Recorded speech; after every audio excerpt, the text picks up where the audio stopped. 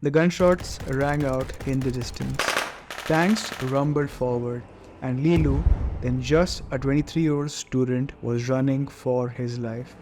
The Chinese government had branded him a criminal, but they had no idea that this young rebel would one day become one of the most successful investors in the world, earning the nickname the Chinese Warren Buffett. To the world, Lu was just another face in the crowd at Tiananmen Square. But what they didn't see was the extraordinary life journey that led him there and the heights he would later reach. Before becoming a titan in the global finance world and partnering with the legendary Charlie Munger, Lu had to survive unimaginable hardship. His story is one of survival, rebellion, and the relentless pursuit of truth. His life, as captured in his book Moving the Mountain, My Life in China, from the Cultural Revolution to Tiananmen Square, is a testament to the human spirit's ability to overcome adversity. This is a journey from the ashes of the communist China to the hallowed halls of global finance. A story that will grip you from the first moment and inspire you until the very last. Lu was born into chaos. His earliest memories were shaped by loneliness, hunger, and abandonment. Most children in his kindergarten went home to loving families on weekends, but not Lu. Isolated, he filled his stomach with water to numb the hunger pains. The constant isolation was suffocating, but the mental torment from his peers made it worse.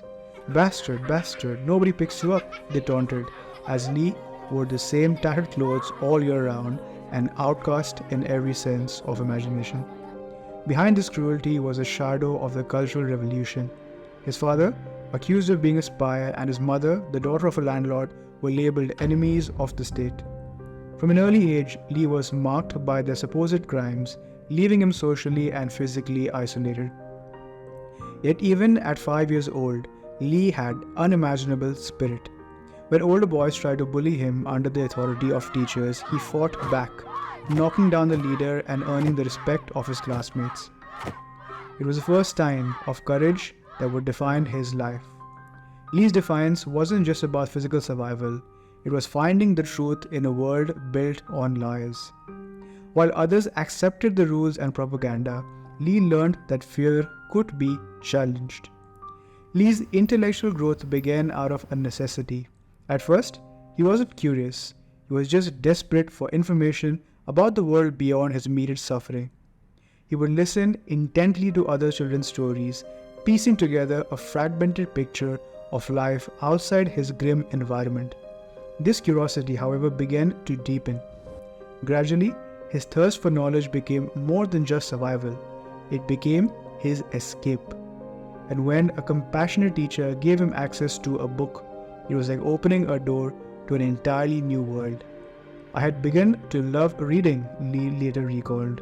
That love would become his lifeline. By the time Lu was 9, his life had become a constant rotation of foster homes, 9 different families in as many years. His parents, persecuted by the state, couldn't take care of him, and he became a burden passed from one household to another. Amidst this turbulence, Lu briefly found solace with a coal miner he called Big Dad. The Big Dad had 6 children of his own and few resources. He took Lu in, offering a glimmer of stability in an otherwise chaotic world. But tragedy struck again. Big Dad had died in a mine explosion, leaving the family destitute. "The family collapsed," Lu recalled. "We had nothing left. I could no longer stay with them." Once more, Lu was cast into the world, homeless and alone, surrounded by death and despair. Yet, amidst all the hardship, Lu's love for knowledge grew even stronger. At first, it was about understanding stories others told him, but soon it evolved into something more profound. Books became his sanctuary, a place where he could escape the cruel realities of life. And when a kind teacher invited him to stay in her home and taught him how to read, it was as though a new universe opened up before him. Knowledge was not a tool for survival, it became his path to liberation. But survival meant more than just books. In Lu's harsh world, He had to fight both physically and mentally. When Fadi, the son of a powerful official, began tormenting a girl, Lee's instinct to stand up for the weak resurfaced. He attacked Fadi without hesitation, demonstrating a courage far beyond his years. Fadi had hardly expected a skinny boy like me to fight so fiercely and effectively, Lee recalled. This fight wasn't just a defense of the girl, it was a declaration of his refusal to bow down to those who wielded power unjustly. It was a defining moment in his young life, one that hinted at leadership and rebellion that would later come. In 1976, disaster struck again, this time in the form of the Tangshan earthquake, the deadliest earthquake recorded in history. Lee, then was only 10 years old, found himself running for his life as buildings crumbled around him. The air was thick with dust, the ground shook beneath him, and the disturbing noise of the collapsing structures filled his ears. As he tripped, his hand fell on something soft, a severed arm. The aftermath was horrific. Entire families were buried under rubble, including the family of Big Dad. Lee recalls seeing the crushed bodies of Big Mom and her children, their brains scattered across the remains of their collapsed homes. The image of Big Mom kneeling over her children, trying to protect them, would haunt him forever. Once again, homelessness. Lee was sent to live with his mother at a rural commune. There he saw the hypocrisy of the Communist Party in full display. While officials lived in relative luxury, the rest of the population starved. It was a stark realization for Lee. The system that preached equality was riddled with inequality. But instead of breaking under its weight, Lee's determination to rise above his circumstances only grew stronger. After the earthquake, as Lee processed the trauma, he reflected on the fragility of life. To survive is not enough, he would later say. I realized that life had to be more about just survival. It had to be about seeking knowledge, truth, and building something greater. It was during this time that Lee discovered the suitcase full of photographs that would change his life forever. Pictures of his father, young and vibrant, dressed in Western suits, rowing boats, and hunting with a gun. For the first time, Lee began to understand that his family's past wasn't something to be ashamed of. It was a source of pride. This revelation gave him a sense of identity, fueling his already growing desire for knowledge and understanding. Amidst the chaos of his life, Lee finally reunited with his parents. Although they lived in a tiny shack, Lee found comfort in the stories his father told him about their past lives, filled with intellectualism, travel, and learning. For the first time, he understood why his family had been ostracized, and this gave him a sense of pride in his roots. His father encouraged him to prepare for college, planting a seed in Lee's mind that education was the key to a better life. Driven by this belief, Lee threw himself into his studies with relentless dedication, rising at 4:45 a.m.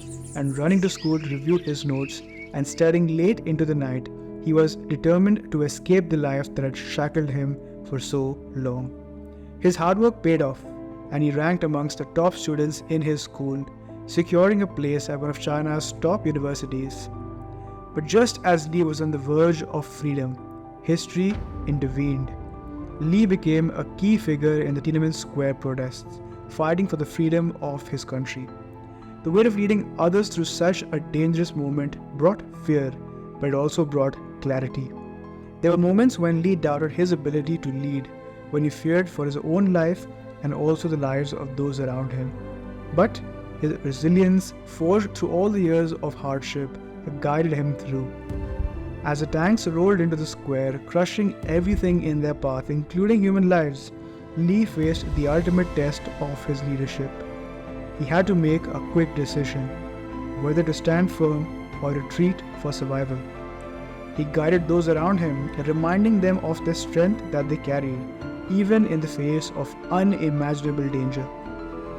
Forced to flee for his life, Lee used the smuggling route to escape China and fled to the United States of America. Arriving in New York with no money and no English language skills, he once again found himself starting from nothing.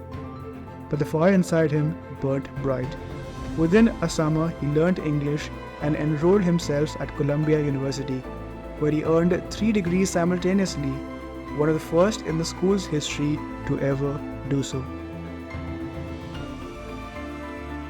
In the years that followed, Lee built a career in finance, eventually partnering with Charlie Munger, one of the greatest investors of all time.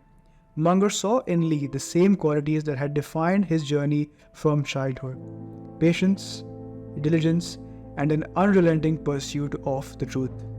Munger entrusted Lee with $80 million and Lee turned this into $400 million. But his success in finance was more than just a testament to his skill. It was a proof that confidence and resilience forged in the fires of his early life was never wasted.